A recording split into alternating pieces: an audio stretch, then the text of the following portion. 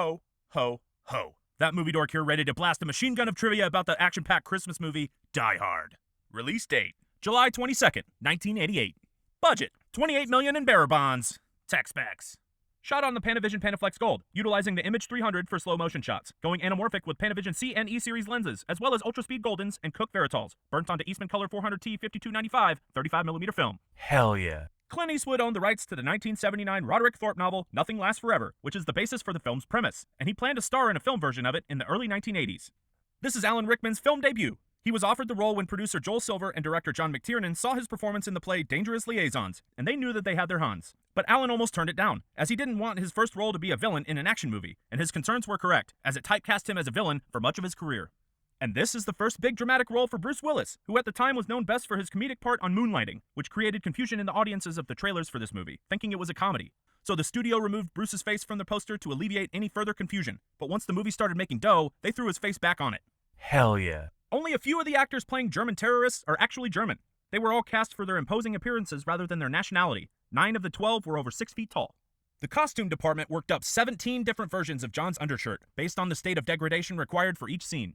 Hell yeah. The majority of the exterior explosion shots were real full-scale boom booms set off in and around the Nakatomi Plaza building, which was the real 20th Century Studios headquarters building, utilizing its unfinished floors for filming.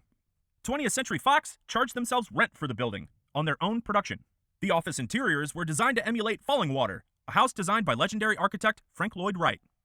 Shooting scenes with gunfire was challenging in a functional headquarters building, so they had to wait until the accountants, legal, and admin left the building before they could start blasting. During filming, cinematographer Jan de Bont got trapped in an elevator, which gave him the inspiration for the opening sequence of Speed, which was his feature directorial debut in 1994.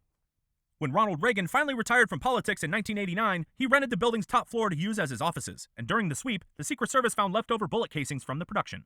In 2007, Bruce Willis donated one of John's undershirts to the Smithsonian. Hell yeah. Selected for preservation into the National Film Registry by the Library of Congress in 2017 for being culturally, historically, or aesthetically significant, along with the films The Goonies, Titanic, Memento, Field of Dreams, and Superman.